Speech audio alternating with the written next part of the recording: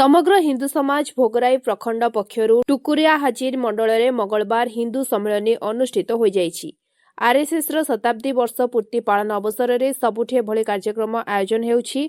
ए अवसर में भोगराईर कांदीफौरी पंचायत अधीन विचित्रपुर बहुमुखी बात्या आश्रयस्थल में 5टी पंचायतर शताधिक लोकंकु नै एही कार्यक्रम महासमारोह रे पालन करा जायतिला। एने आयोजित कार्यक्रम को सह संयोजक अनिल कुमार महांती परिचालना करथिले। मुख्य अतिथि राष्ट्रीय स्वयंसेवक संघर जिला कार्यवाहक विजय कुमार दास जोगदेई पुण्यभूमि भारत वर्षर संस्कृतिर महानीयता संपर्क में आलोकपात करथिले।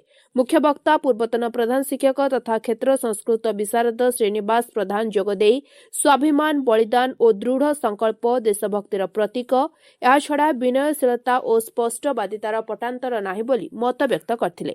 अन्यमानक मध्यरे हिंदू समाजर जिला संयोजक अम्बरीश महांती, संपर्क प्रमुख किरणमय पटायत, खंड संपर्क अरूप कुमार जेना, जिला ग्राम विकास प्रमुख अनुपम पंडा, कृतिबास महांती, सत्य सामल, राजकुमार पात्र, बसंत भूइया, हरिकृष्ण गिरी, प्रदीप माझी प्रमुख जोगदेई कार्यक्रम को परिचालन में सहयोग करथिले। एथिरे टुकुरी हाजिरा, नारायण महांती पड़िया, श्रद्धापुर, कांथी भौरी, संखारी आदि पंचायत लोके योगदान करथिले। मु श्री अनिल कुमार महांती सह संयोजक हिंदू सम्मेलन टुकुरी हाजिरा मंडल।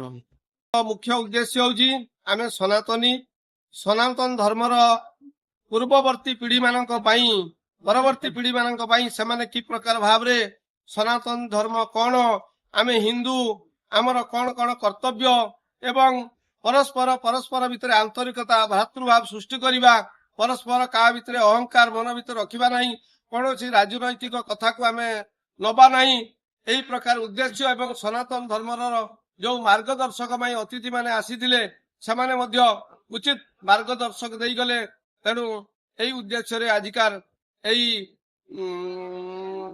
हिंदू सम्मेलन कार्य करा जायथिला। भोगराईरो राधाकांत प्रधान का रिपोर्ट, स्वतंत्र ओडिशा लाइव।